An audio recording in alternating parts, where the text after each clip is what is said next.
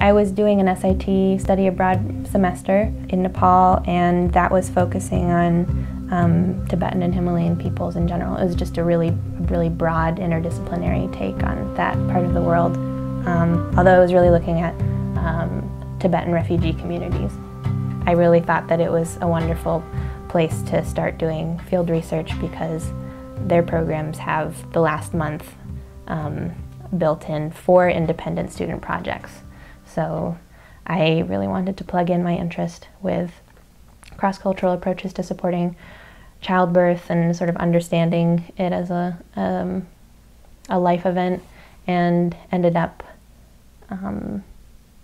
spending 2.5 weeks in the Solukhumbu district, which is where Mount Everest is. It's in northeastern Nepal, and I was, I think it was about 2.5-week trek south of the actual Everest base camp.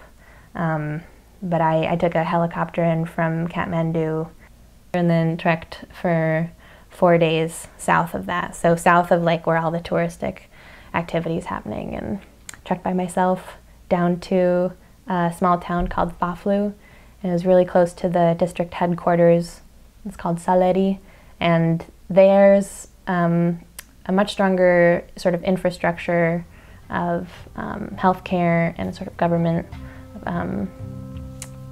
projects going on in that area, even though it's still like really small communities.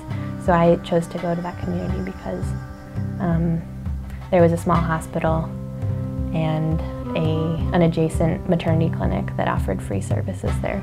So I just thought that it would be an interesting place to structure research around.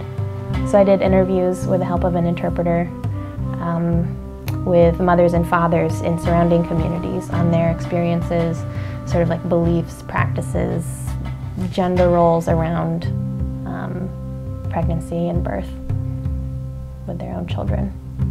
So it was really rich. It was really rich.